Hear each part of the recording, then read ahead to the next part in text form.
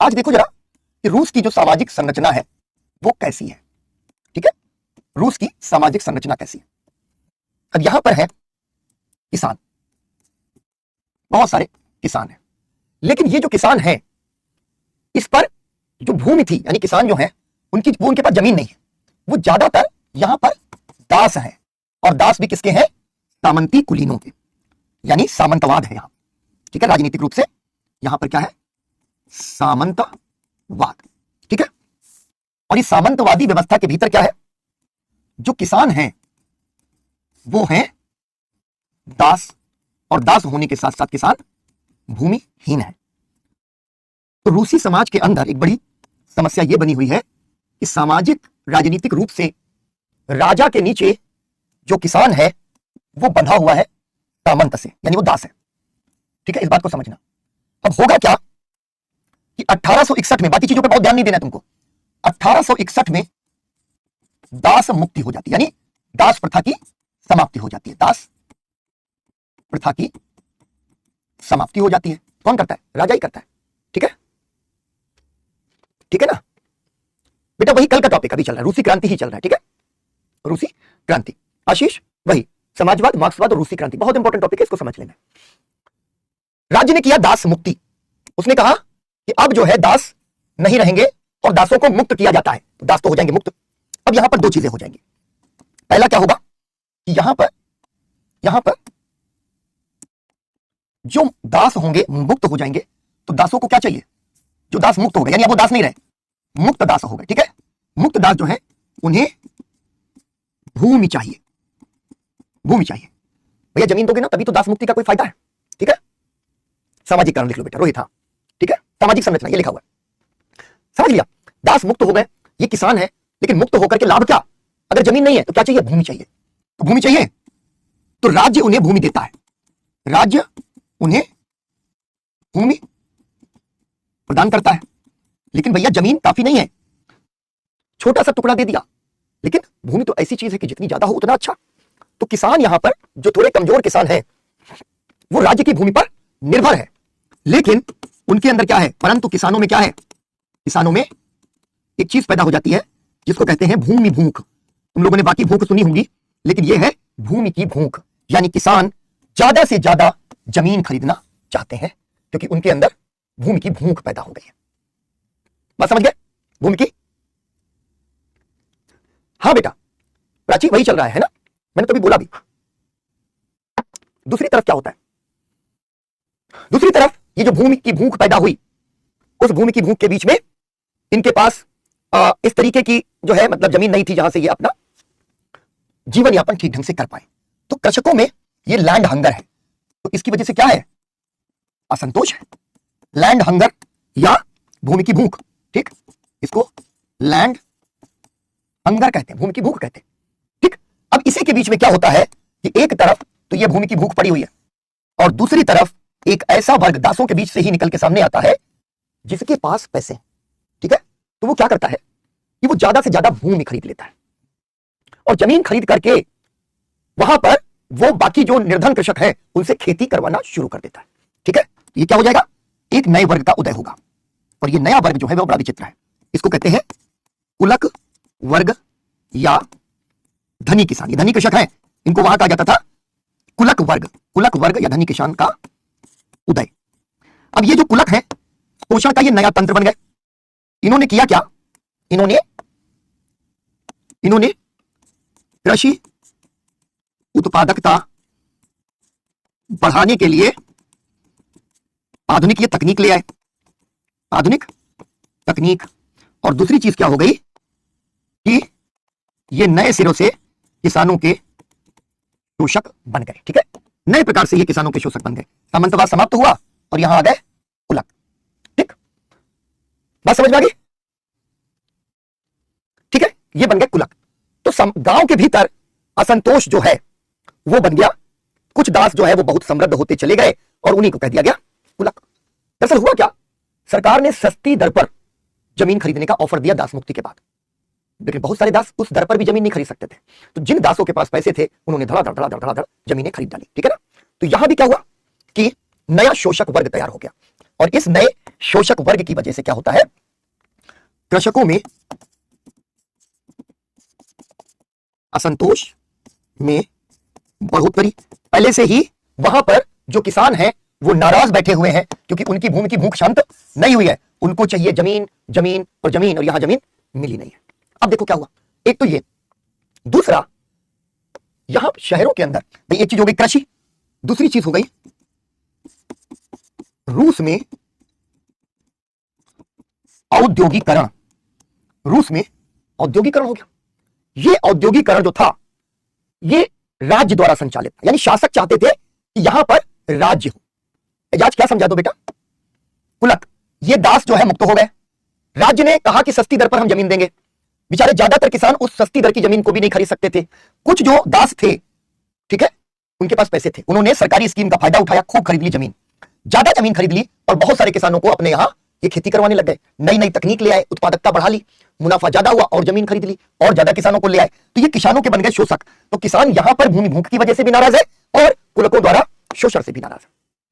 रूस में होता है औद्योगिकरण।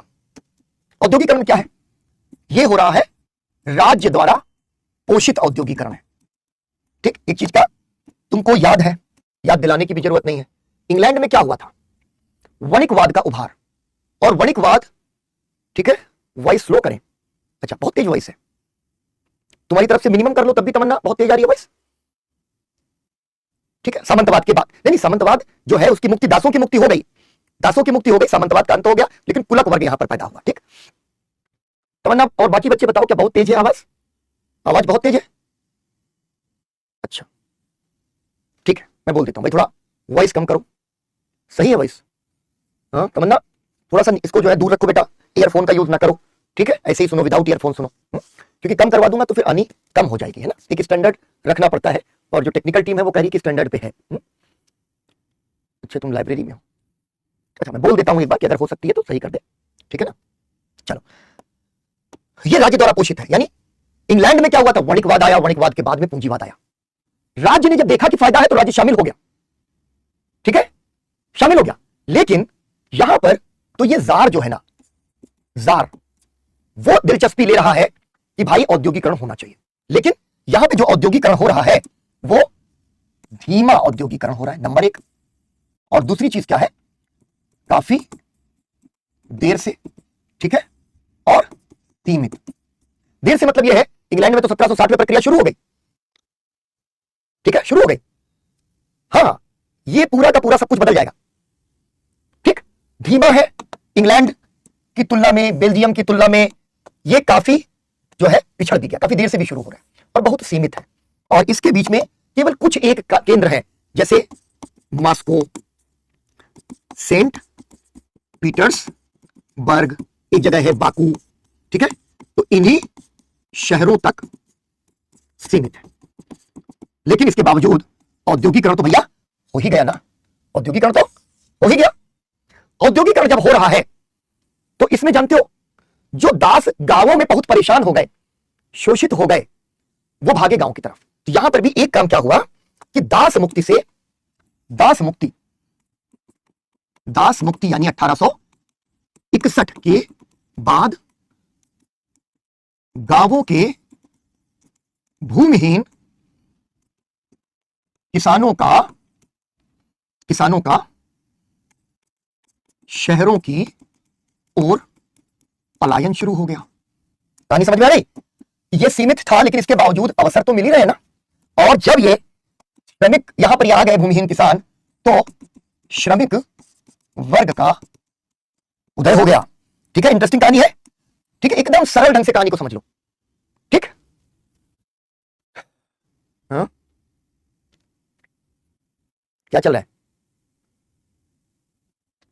सर, क्या ये इसका मुख्य कारण हो सकता है? नहीं, अभी सब मुख्य कारण ये नहीं है, मामला सब तैयार होगा, उसके बाद उसके अंदर जब पड़ेगा उत्प्रेरक यानी विचार, तब फटेगा। वरना किसान तो हर जगह है, श्रमिक तो हर जगह है, क्रांति यहीं पर क्यों हो रही है? लेकिन है क्या, श्रमिक वर्ग जो है उसकी हालत बहुत खराब है। क्यों? इंग्लैंड में हमने क्या देखा था, खूब श्रम सुधार वगैरह होने लग जाएंगे, यहां ये सब नहीं हो रहा है। तो श्रमिक वर्ग की हालत खराब है, ठीक है।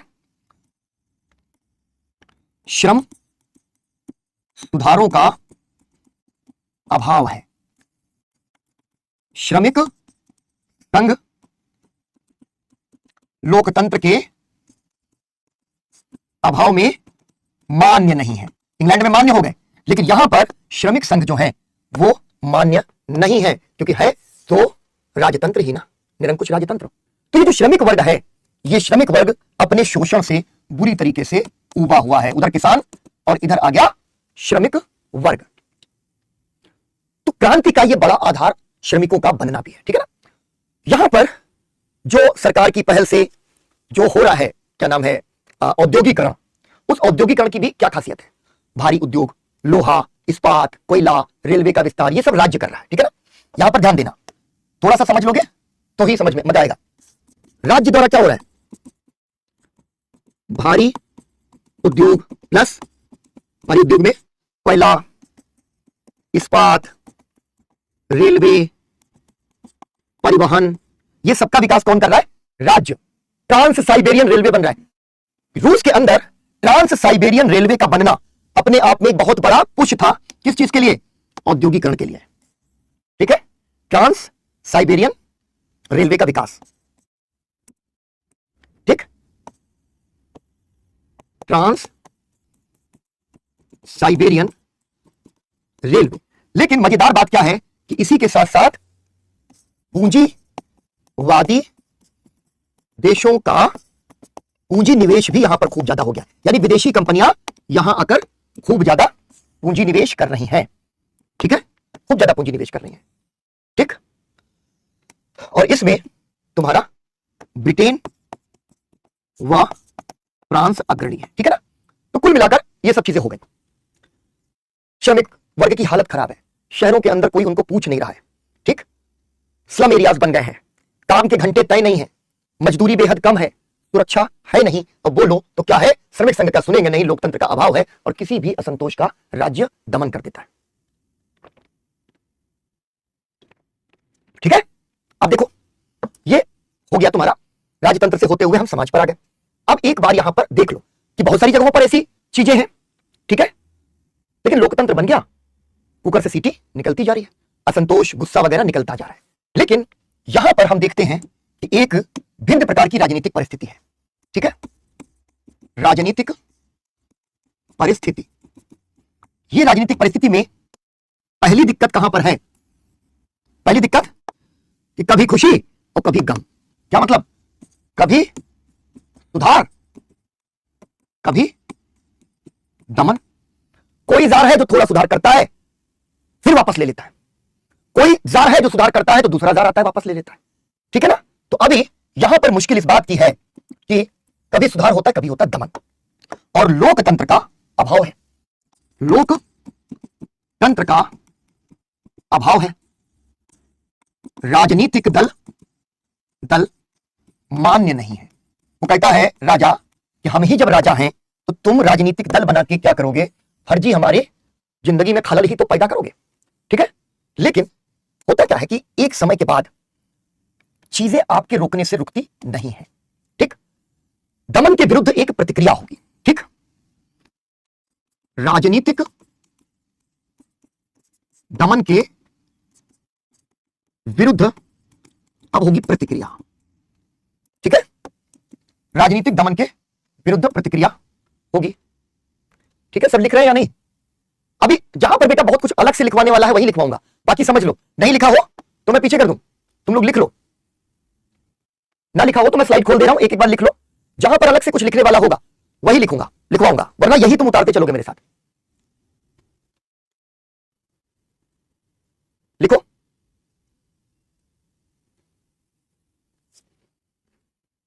लिख लिया, लिख रहे हैं, ठीक है। ये 1761 में एक सुधार आता है, राज्य या जार एक सुधार करता है, दासों को कर देता है मुक्त। दास जब मुक्त होते हैं तो उनको क्या चाहिए, भूमि, क्योंकि भूमिहीन है। राज्य थोड़ी थोड़ी जमीनें देता है, लेकिन ये असंतुष्ट होते हैं, ठीक है। असंतुष्ट होते हैं तो उनके अंदर लैंड हंगर या भूमि की भूख पैदा होती है। सरकार सस्ती जमीनें दे रही है, दासों का एक वर्ग है जो खूब सारी जमीनें खरीद ले रहा है क्योंकि उसके पास पैसे हैं, छोटा सा वर्ग है, बहुत छोटा सा। वो क्या कर रहा है कि कृषि की उत्पादकता बढ़ा रहा है और इन किसानों को अपने यहां जो है खेती किसानी के लिए भर्ती कर रहा है।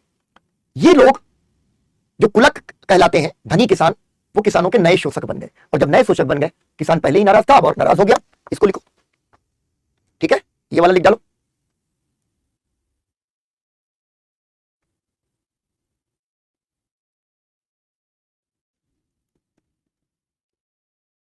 ठीक है, अभी समझाइए बेटा हरप्रीत, फर्स्ट स्लाइड तो अभी समझाई, फिर से समझाइए। मेरे ख्याल से उसके पहले का ही कमेंट होगा तुम्हारा। ये लिख लिया,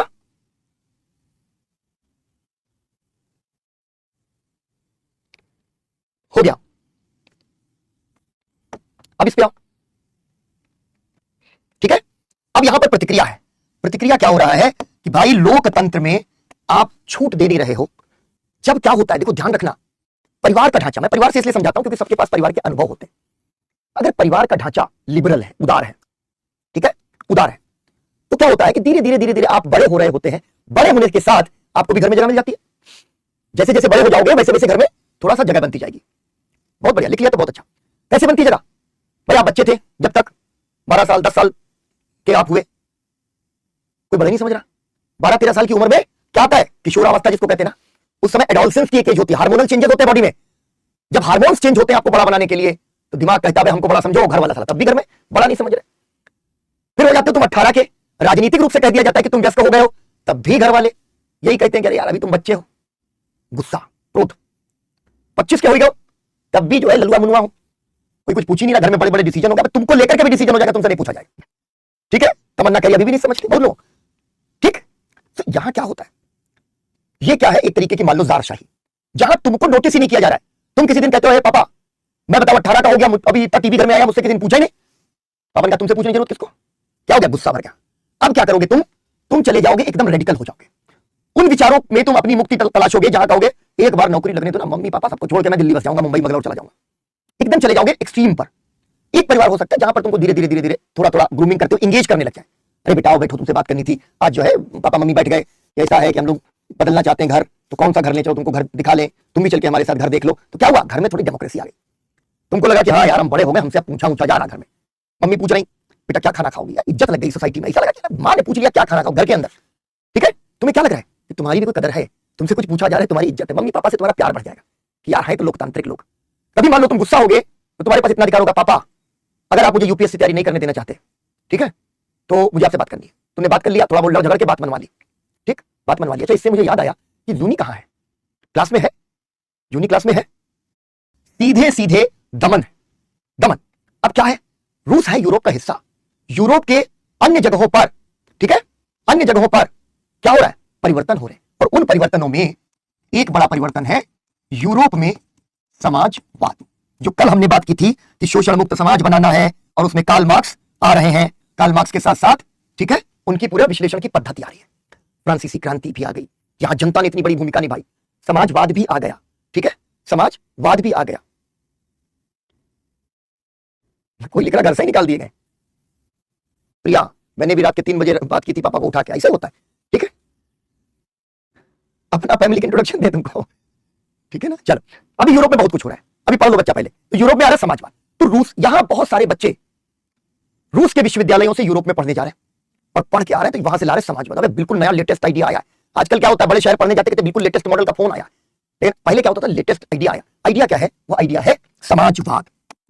तो रूसी बुद्धिजीवी, छात्र आदि जो है इसके प्रभाव में आए, इसके प्रभाव में। और इसके जब ये प्रभाव में आए तो 1870-80 के दशक में किसानों की चिंता करते हुए एक आंदोलन बनता है, उसको कहते हैं नारोदनिक आंदोलन, लोकप्रिय, नारोदनिक मीनिंग पॉपुलर, ठीक, उसके प्रभाव में आ जाते हैं। ठीक है, लिखते रहना या नहीं लिखना तब भी कोई दिक्कत नहीं। 1870-80 के दशक में आता है नारदोनिक आंदोलन। नारदोनिक आंदोलन क्या कह रहा है कि भैया कृषकों की मुक्ति का प्रश्न है, किसानों की मुक्ति का प्रश्न है। किसान बहुत ही बुरी हालत में जिंदगी जी रहे हैं, इन्हें हमें मुक्त कराना होगा। ठीक है, तो क्या है, ये कह रहे हैं कि किसान क्रांति करेंगे, किसानों या, ठीक है, कृषकों को क्रांति का केंद्र बनाया। इन्होंने कहा कि क्रांति कौन कर सकता है, रूस के अंदर क्रांति करेंगे किसान। ठीक है ना, लेकिन क्या हुआ, किसानों के बीच बहुत लोकप्रिय हुए नहीं और सरकार ने जो है नारोदनिक का बहुत ज्यादा कर दिया बुरी तरीके से इस पूरे आंदोलन का दमन। अब क्या हुआ, यहां आते हैं धीरे धीरे धीरे धीरे कार्ल मार्क्स। इसको लिख लो जरा, लिख लो।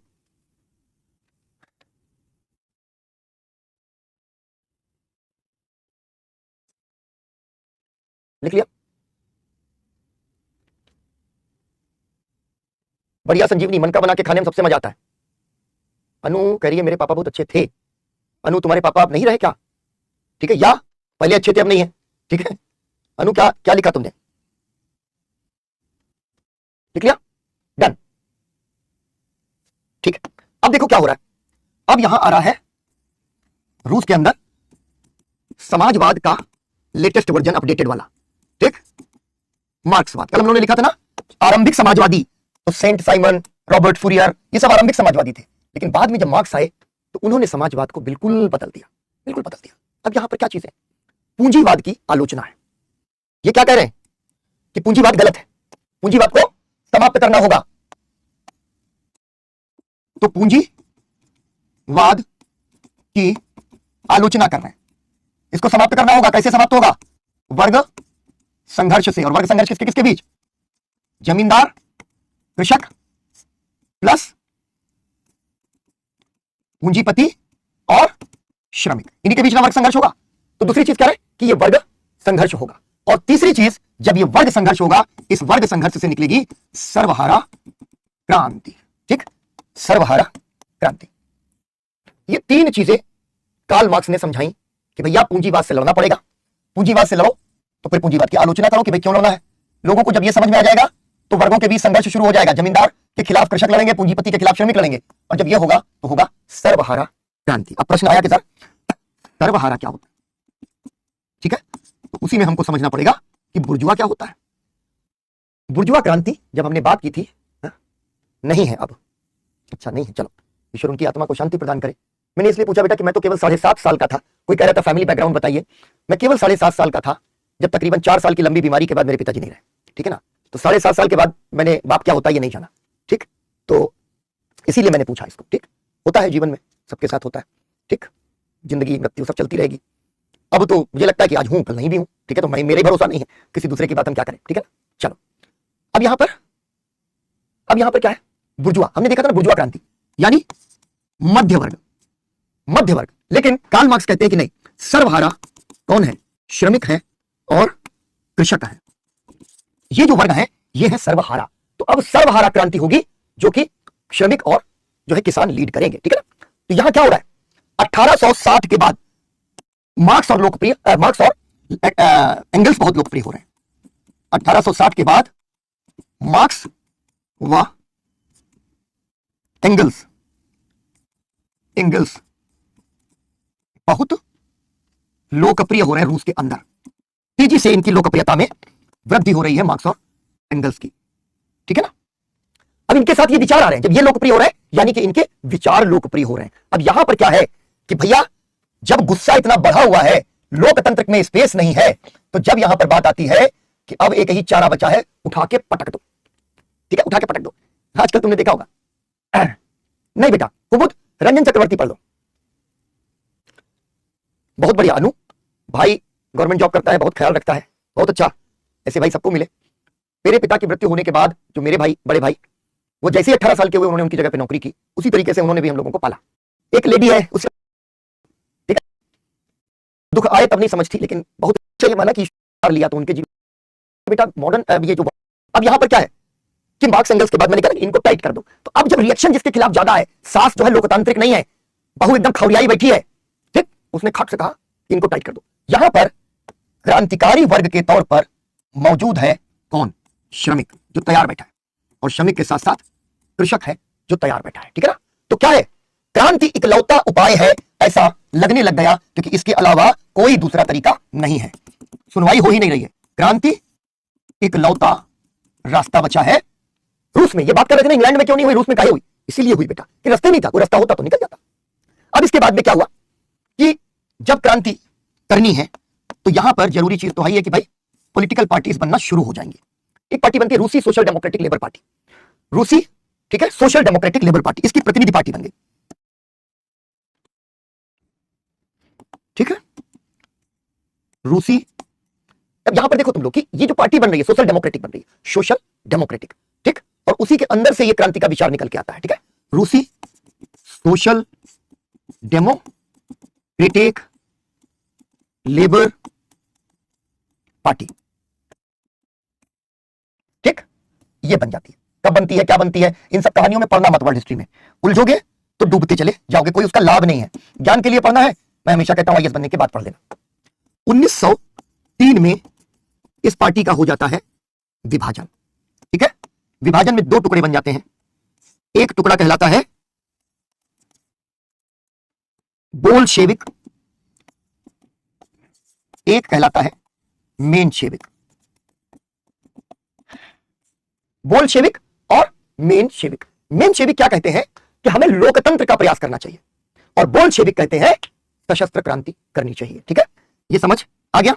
मेनशेविक कहते हैं लोकतंत्र के लिए आंदोलन, मेनशेविक कहते हैं सशस्त्र क्रांति। तख्ता को पलट दो, उठा के तख्ता पलटना। बचपन में लोग सोचते तख्ता पलट क्या होता है, तो हर तख्ता पलट में जरूर तख्त को पलट दिया जाता होगा, बाद में पता चला नहीं, तख्त को नहीं भी पलटो तब भी तख्ता पलट हो जाता है।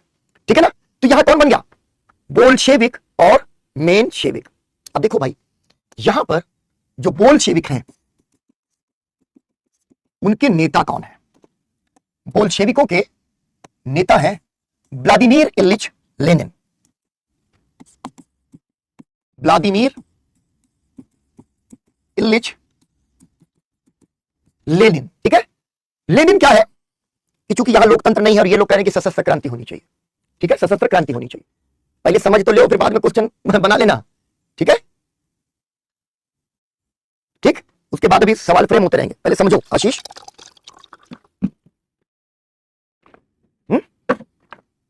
इसके नेता है लेनिन, और लेनिन के नेतृत्व में ही रूसी क्रांति होती है। ठीक है, लेनिन के नेतृत्व में हो जाती है रूसी क्रांति। क्या करते हैं, भूमिगत है, अंडरग्राउंड है, काफी लंबे समय तक ये रूस से बाहर रहे हैं, गुप्त सभाएं की हैं, स्टडी सर्कल बनाए हैं, बहुत तेजी से ये लोकप्रिय हो रहे हैं अपने जो है ना नेतृत्व क्षमता के कारण। और यह नेतृत्व क्षमता जो है वो लेनिन के अंदर बहुत वजहों से, उसकी डिटेल्स में नहीं जाना, खाली का इसे सुनते चले जाओ कि राजनीतिक रूप से श्रमिकों को संगठित करना है। यह काम जब वो करने लग गए, इन्होंने 1895 में अपना छोटा सा संगठन बनाया, फिर इनको निकाल दिया गया, साइबेरिया में इनको निर्वासित कर दिया गया। इस्क्रा नाम का, ISKRA, इस्क्रा नाम का एक समाचार पत्र निकालते थे, उसमें ये आर्टिकल लिखते थे, क्रांतिकारी लेख लिखे जाते थे। 1930 में जब यह विभाजन हुआ बोल्शेविक और मेनशेविक का रूसी सोशल डेमोक्रेटिक लेबर पार्टी के अंदर, तो लेनिन जो है उन्होंने ही बोल्शेविकों का नेतृत्व किया। क्या कहा, सशस्त्र क्रांति करेंगे, और सशस्त्र क्रांति जो है उन्होंने कर दी। ठीक है ना, अब देखो यहां पर एक चीज जो सवाल बनने की बात, जिस पर कल भी बात हुई थी, मार्क्स ने कहा कि क्रांति औद्योगिक समाज में होगी, जहां पूंजीवाद बहुत अधिक विकसित हो गया होगा, श्रमिक वर्ग बहुत अधिक शक्तिशाली होगा वहां पर। लेकिन लेनिन ने पूंजीवाद के पूरे विकास का इंतजार नहीं किया कि भैया औद्योगिकरण हो जाए, खूब पूंजीवाद विकास कर जाए, जैसा मार्क्स ने कहा था कि जब पूंजीवाद चरम अवस्था पहुंच जाएगा तब होगी क्रांति। उन्होंने सीधी धार से सर्वहारा क्रांति कर दी, सीधे सीधे तौर पर सर्वहारा क्रांति। ठीक है, अभी इस पर बात हम लोग करेंगे। तो लेनिन जो है वो क्या कर रहे हैं, पहली चीज, रूस का समाज औद्योगिकृत हो रहा है, लेकिन मार्क्स की थीसिस में परिवर्तन कर दे रहे हैं। क्या, पूंजीवाद के चरम विकास की प्रतीक्षा नहीं कर रहे हैं, की प्रतीक्षा नहीं की। ठीक, एक तो ये बात बन गई कि पूंजीवाद का चरम विकास होगा, उसके बाद समाजवाद आएगा। लेनिन ने कहा नहीं, इतना इंतजार करने का समय नहीं है। दूसरी चीज क्या की इन्होंने, सीधे तौर पर सर्वहारा क्रांति कर दी, सीधे तौर पर सर्वहारा क्रांति कर दी कि भैया हमको तख्ता पलट करना है, संख्या में भले हम कम हो लेकिन हमको सीधे सीधे पलट देना चाहिए क्या, तख्ता। ठीक है, तीसरी चीज इन्होंने कही कि विश्व युद्ध, उस समय कौन सा युद्ध चल रहा है, प्रथम विश्व युद्ध, विश्व युद्ध साम्राज्यवाद का आंतरिक संघर्ष है। यानी जो पुराने साम्राज्यवादी और नए साम्राज्यवादी, इनके बीच का यह संघर्ष है। रूस को इसमें पड़ना ही नहीं चाहिए। हाईएस्ट स्टेज ऑफ कैपिटलिज्म, वो ये कहते हैं कि पूंजीवाद इसलिए बुरा है क्योंकि वो अपने भीतर से साम्राज्यवाद को जन्म देता है। बहुत सही बात जो है लेनिन यहां पर कह करके गए, ठीक है, कि यहीं से निकल के आता है साम्राज्यवाद पूंजीवाद से। ठीक है, इसको भी लिख लो, साम्राज्यवाद पूंजीवाद का चरम रूप है। जब भी पूंजीवाद बहुत ज्यादा बढ़ जाएगा, आ जाएगा क्या? साम्राज्यवाद। आज क्या हो रहा है? अमेरिका पूंजीवाद का विकास कर ले रहा है, साम्राज्यवादी टैरिफ नीति, ये वो हम पूरी दुनिया को मनवा देंगे। भारत की गर्दन पकड़ रहा है, डेयरी प्रोडक्ट से और कृषि उत्पादों पर से आप टैरिफ हटाइए। अबे हम दुनिया के नंबर 1 मिल्क एक्सपोर्टर हैं, ठीक है, दूध हमारे यहां सबसे ज्यादा उत्पादन हो रहा है, हम दुनिया को बेच रहे हैं, और तुम हमारे यहां टैरिफ हम हटा देंगे तो हम अपने यहां ये सब जो ग्वाला है हमारे, जो दूध का काम कर रहे हैं, जो हमारी कोऑपरेटिव्स हैं, वो सब क्या करेंगे? बर्बाद हो जाएंगे। ठीक है, विश्व युद्ध का रशियन क्रांति पर प्रभाव नहीं पड़ा। ठीक है, इसको नहीं कहेंगे आशीष कि विश्व युद्ध का प्रभाव पड़ा, कोई प्रभाव नहीं पड़ा। वो विश्व युद्ध चल रहा है, युद्ध का संकट जरूर है, सैनिक लड़ने जा रहे हैं, डिसग्रंटल्ड सैनिक आ रहे हैं, बहुत निराश हैं, क्षुब्ध हैं, ये सब है, लेकिन वहां परिस्थितियां एकदम भिन्न है। ठीक है, अब यहां पर साम्राज्यवाद पूंजीवाद का चरम रूप है, ऐसा लेनिन बताते हैं। और फिर इन्होंने क्या कहा कि भैया राज्य को ही मिटा देना होगा, यानी राज्य को ही समाप्त कर दो। और राज्य को समाप्त करके कौन आ जाएगा उसकी जगह? सर्वहारा, यानी श्रमिक और कृषक वर्ग। ये क्रांति की मूल अवधारणा है। इस अवधारणा में क्या होता है? 1917 की रूसी क्रांति घटित होती है। तुमको कुछ नहीं, 1905 में भी क्रांति हुई है, 1917 के फरवरी में भी क्रांति हुई है। तुमको ज्यादा ज्ञान अर्जित नहीं कर लेना, यहां आइडिया अर्जित कर लेना है। अक्टूबर क्रांति इसको कहा जाता है। ठीक है, अक्टूबर क्रांति भी कहा जाता है रूसी क्रांति को। ठीक, ये चीज ध्यान रखना, कहीं लिखा हुआ सवाल में ये अक्टूबर क्रांति आ जाए तो आप कहो कि हमने पढ़ी नहीं। जैसे ये हुआ अक्टूबर क्रांति, बोल्शेविकों के नेतृत्व में जारशाही का अंत कर दिया गया। क्या हुआ? बोल्शेविकों के नेतृत्व में, बोल्शेविक कौन थे? जिनका नेतृत्व लेनिन ने किया। बोल्शेविकों के नेतृत्व में जारशाही का अंत हो गया यहां पर। ठीक, यह है क्रांति। कैसे क्रांति हुई, किसने किसको कितने थप्पड़ मारे, कहां कहां गोली चली, कहां कहां पर युद्ध हुए। ठीक है, ये सब चीजें।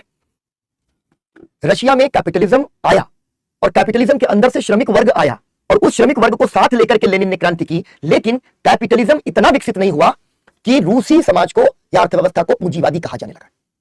वो नहीं हुआ। ठीक है ना? ठीक, अभी युद्ध हो रहा है, इसी के बीच में उधर पैरेलल युद्ध हो रहा है और लेनिन आएंगे और लेनिन कहेंगे कि इस युद्ध से रूस हट जाएगा।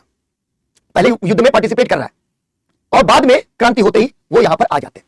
आज फ्लो चार्ट बनाओ बेटा अभी, क्योंकि यहां पर कहानी अभी पकड़ में आ रही है फ्लो चार्ट से। ठीक है, तो बोल्शेविकों के नेतृत्व में क्या हो गया? जारशाही का हो गया अंत।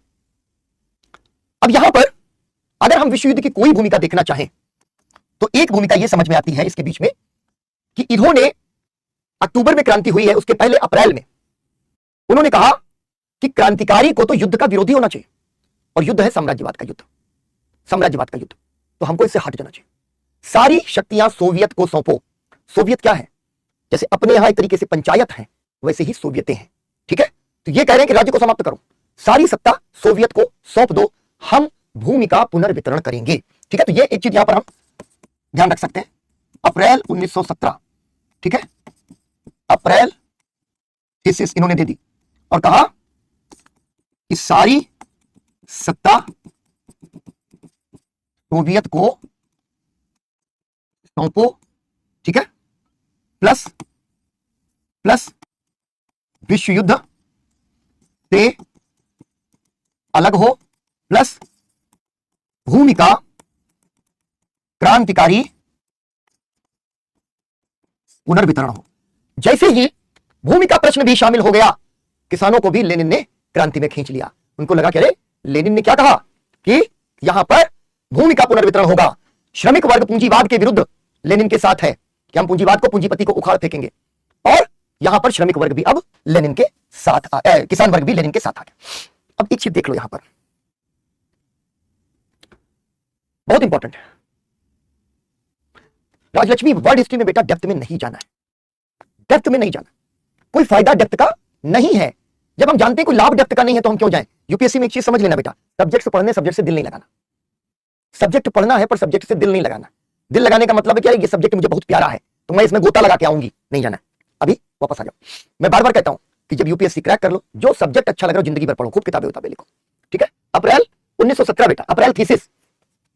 अब एक यहां पर बड़ी बारीक चीज समझ लो, ये क्या कह रहे हैं, इसको अलग से समझ लेना, बहुत बहुत इंपॉर्टेंट चीज है जिसको समझ ही नहीं पाते लोग। लेनिन क्या कह रहे हैं? समाजवाद मार्क्सवाद क्या कह रहा है? पूंजीवाद का अंत। ये तो कह रहे हैं, ये तो कह रहे हैं। ऑप्शनल में तो बेटा बहुत है, डेप्थ में चले जाओ। ऑप्शनल में तो इतना गोता मारो कि समुद्र की तलहटी में पहुंच जाओ, वहां से मोती और रत्न निकाल निकाल के लेके आओ। ऑप्शनल अलग खेल है। यूपीएससी से दिल लगाओ तो बाकी किसी से दिल नहीं लगाना चाहिए, यानी उसके सब्जेक्ट से भी नहीं। संजीवनी थीसिस, इसको कहते हैं थीसिस, मतलब कोई विचार दिया, ठीक है? चलो अब यहां पर क्या है? पूंजीवाद का अंत। लेकिन पूंजीवाद का अंत उद्योगों का अंत नहीं है, इस बात का ध्यान रखना। पूंजीवाद का अंत, और अच्छे से लिख दूं, बच्चों की तरह लिख दूं, तुम लोग तो एकदम समझ ही नहीं पा रहे हो, हैं? तो लेख कर देता हूं मैं, थीसिस, ठीक है? चलो क्या हुआ? पूंजीवाद का अंत, मैं क्या कह रहा हूं, करना है, परंतु उद्योग का अंत नहीं। बात पेच है, पूंजीवाद का अंत करना है। हिस्ट्री तो हार्ड है बेटा, हिस्ट्री सभी सब्जेक्ट्स की जननी है। जो तुम आज पढ़ रहे हो सब हिस्ट्री है। इंटरनेशनल रिलेशंस हिस्ट्री है, पॉलिटी हिस्ट्री है, फिलोसफी और हिस्ट्री में डिबेट चलती रहती है, लेकिन हिस्ट्री ऑफ फिलोसफी है, ठीक है? हिस्ट्री ऑफ फिलोसफी भी है, हिस्ट्री ऑफ मैथमेटिक्स है, history of science and technology, history of earth है, हिस्ट्री ऑफ ह्यूमन है, हिस्ट्री ऑफ इमोशन है, हिस्ट्री ऑफ ड्रीम है, हिस्ट्री ऑफ लव है, ठीक है? सब कुछ हिस्ट्री है, इसलिए थोड़ा कठिन है, ठीक है ना? चलो, कहां सुंदर है अंजलि? पूंजीवाद का अंत उद्योग का अंत नहीं है। इस बात को केवल समझ लो। जिस चीज को उम्र बीत जाती है लोग समझ नहीं पाते, बड़े बड़े लोग, ठीक है? पूंजीवाद,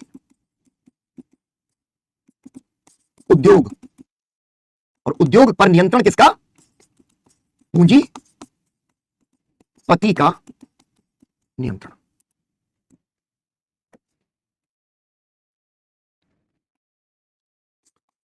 समाजवाद, यहां भी रहेगा उद्योग, परंतु नियंत्रण राज्य का। केवल यही फर्क है, ठीक है? यही फर्क है, ठीक? समाजवाद और पूंजीवाद, नियंत्रण किसका है? केवल इसका ही एक फर्क है। उद्योग दोनों में कॉमन है। पूंजीवाद में उद्योग पर पूंजीपति का नियंत्रण है, समाजवाद में उद्योग पर समाजवादी नियंत्रण है, ठीक है ना? चलो अब इसके बाद जरा कुछ लिख लो, ठीक? इतना पहले बना डालो, फिर थोड़ा सा क्रांति के बारे में कुछ लिखवा दे। लिखो, रूसी क्रांति ने दुनिया में पहली कम्युनिस्ट सरकार की स्थापना की, ठीक है? कम्युनिस्ट सरकार की स्थापना की। इस कम्युनिस्ट सरकार का बिल्कुल बच्चे, ये सब टॉपिक थोड़े थोड़े हार्ड है। अभी फांसीवाद और द्वितीय विश्व युद्ध फिर सरल आ जाएगा, क्रांति थोड़ा सा हार्ड है। इस सरकार पर बोल्शेविकों का नियंत्रण था, बोल्शेविकों का नियंत्रण था।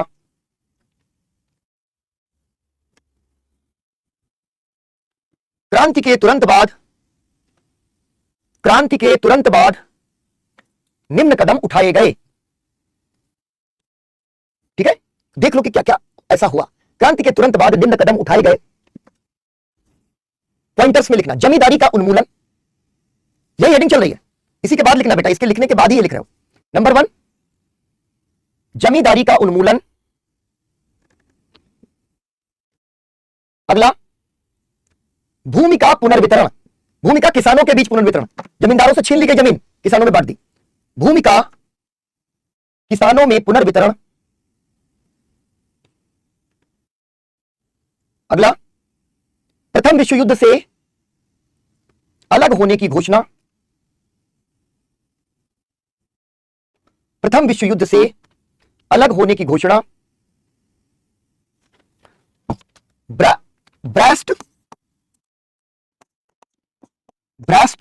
ठीक है? ब्रेस्ट लिटोव्स्क, ठीक है? संधि, 1918। ठीक, इसको लिख लो, ब्रेस्ट लिटोव्स्क संधि 1918 द्वारा रूस और जर्मनी में शांति समझौता, रूस और जर्मनी में शांति समझौता। अगला पॉइंट, उद्योगों पर राज्य का नियंत्रण, उद्योगों पर राज्य का नियंत्रण। ममता कह रही है कि वर्ल्ड हिस्ट्री पढ़ते पढ़ते फीवर आ गया। अब सोचो अगर तुमको अगर कोचिंग में मतलब एक टीचर से तुम ना पढ़ो और किताब लेके बैठ जाओ, दिमाग का दही हो जाएगा। ठीक है ना? हाँ बिल्कुल लक्ष्मी, लक्ष्मी बिल्कुल फोकस से बेटा रिवीजन करो, और कुछ जो कठिन लेक्चर लग रहे हैं उनको फिर से देख लो और क्या बताऊंगा लिखो। ठीक है, आगे लिखो।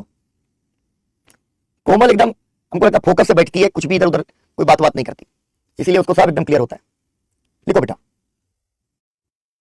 उद्योगों के प्रबंधन में, डिफिकल्ट है, उद्योगों के प्रबंधन में श्रमिकों के प्रतिनिधियों को शामिल किया गया। टॉपिक लिंक करा दो, मतलब बेटा लिंक करा दो से मतलब क्या है प्रभु बताओ। अगला लिखो। तनिष्क डाउट सेशन कर लेंगे थोड़ी देर, कोई दिक्कत नहीं है ना, कर लेंगे। लिखो, रूस के परंपरागत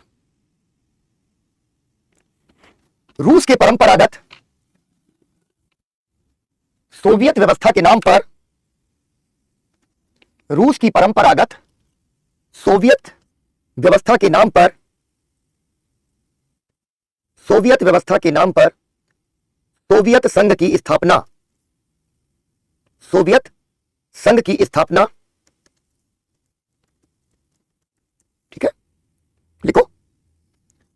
सोवियत रूसी भाषा का शब्द है, अच्छे से लक्ष्मी 2-3 रिवीजन कर डालो बेटा, हो जाएगा, बिल्कुल हो जाएगा। ठीक, सोवियत रूसी भाषा का शब्द है जिसका अर्थ है, संजय राज कौन सी स्लाइड पूछनी है बेटा, है ना? उद्योगों पर राज्य का नियंत्रण, उसके बाद था उद्योगों के प्रबंधन में श्रमिकों की भागीदारी। ठीक है, उद्योगों के प्रबंधन में श्रमिकों की भागीदारी, इतना ही छूटा होगा तुम्हारा। ठीक है, सोवियत रूसी भाषा का शब्द है जिसका अर्थ है परामर्श देने वाली परिषद।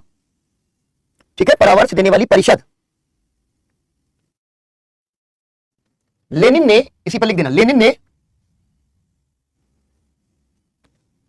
श्रमिकों और कृषकों की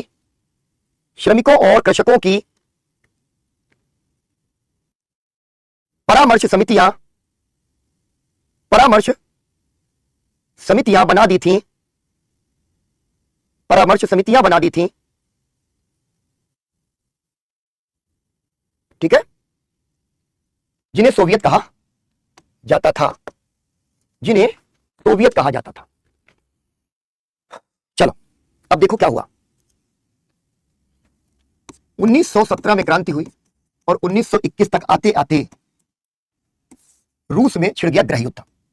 ठीक है, गृह युद्ध, क्रांति विरोधी प्लस पूंजीवादी देश दोनों मिल गए। ये समझना यहीं पे है, दोनों को होगी घबराहट कि अरे बाप रे, कहां हुआ भैया, ये तो बहुत ही तगड़ा काम हो गया। किसानों ने और श्रमिकों ने सत्ता पलट दी। वहां पर तो क्या हुआ था, फ्रांस में राजा को हटा के बुर्जुआ आया, बुर्जुआ को हटा करके सर्वहारा आया। ठीक है, श्रमिक वगैरह आ गए थे, कौन, सेंट स्कूलॉट्स वगैरह, लेकिन वो टिके नहीं। और ये वो टाइम था जब पूंजीवाद बहुत ताकतवर नहीं था, लेकिन अब पूंजीवाद ताकतवर है, पूंजीवाद को उखाड़ फेंका। तो क्या हुआ, यहां पर जो कुछ क्रांति ने किया, यहां पर हो गया गृह युद्ध। और इस गृह युद्ध की वजह से रूस में गृह युद्ध हो गया बेटा। ठीक है, हर जगह पर क्रांति के विरोधी भी थे और विदेशी देश भी, मतलब पूंजीवादी देश भी आ गए। उन्होंने सेनाएं भेज दी कि क्रांति को कुचल दिया जाए, और उसके लिए क्रांति के विरोधी लोगों की सहायता करने सेना आ गई। ठीक, इनके खिलाफ लड़ना पड़ा, और लड़ते लड़ते क्या हुआ कि अर्थव्यवस्था की हालत हो गई खस्ता। ठीक है, सोवियत सरकार के विरुद्ध इन्होंने युद्ध छेड़ दिया, और इस युद्ध की वजह से क्या हुआ कि गहरा आर्थिक संकट उत्पन्न हो गया।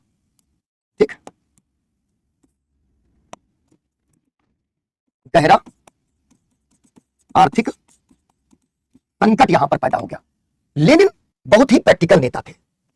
उन्होंने देखा कि जो कुछ उन्होंने किया, यानी पूंजीवाद को पूरी तरीके से उखाड़ फेंका और यहां पर पूरी तरीके से समाजवाद ले आए, उसकी वजह से अर्थव्यवस्था में गहरा पड़ गया संकट। तो वो क्या ले आते हैं, 1921 में नई आर्थिक व्यवस्था, जिसको कहते हैं NEP, न्यू इकोनॉमिक पॉलिसी। ये जानते हो न्यू इकोनॉमिक पॉलिसी क्या है?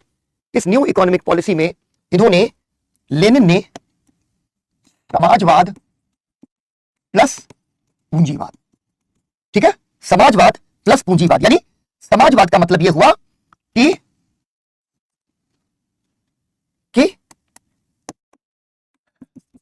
राज्य का नियंत्रण उद्योग पर बना रहेगा, परंतु उसी के साथ साथ क्या होगा, यहां पर पूंजीवाद को भी छूट दी जाएगी।